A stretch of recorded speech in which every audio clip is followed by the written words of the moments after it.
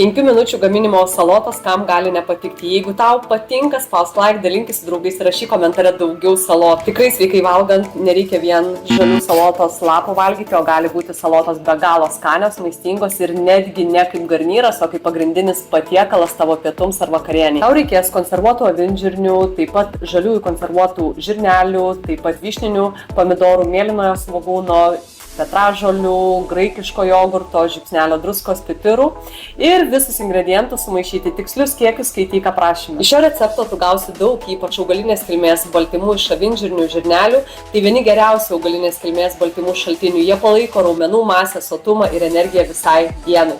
Taip pat gausi skaidulinių medžiagų iš daržovių, iš tų pačių augalinių baltymų. Taip pat gausi antioksidantų ir vitaminų ir visas patiekalas suteiks tau ilgalaikį sotumą ir praturtins vertingomis maistinėmis medžiagomis tavo organizmą. Baltymai, skaidulos, gerieji angliavandeniai derinys padeda stabilizuoti cukraus lygį kraujyje ir po šių salotų saldumyno noras tiesiog išnyks ir jausiesi stabiliai, sočiai ir sveikai bei laimingai. Jeigu nori ne vien tik skanaus, greitai paruošiamą ir sveikatai palankaus recepto, bet nori iš esmės pakeisti savo mitybą ir gyvenimo būdą, pagerinti sveikatą, numesti nereikalingus kilogramus, kad nereikėtų jokių injekcijų garsių šiai dienai, kreipkis į mane, vedu asmeninės sveikatos mentorystės, kurių metu pagerinsi sveikatą, suprasi mitybos ir gyvenimo būdo esminius principus ir juos pritaikysi praktikoje, suformuosi įgūdžius, kurie leis tau numesti nereikalingus kilogramus ir pagerinti sveikatą.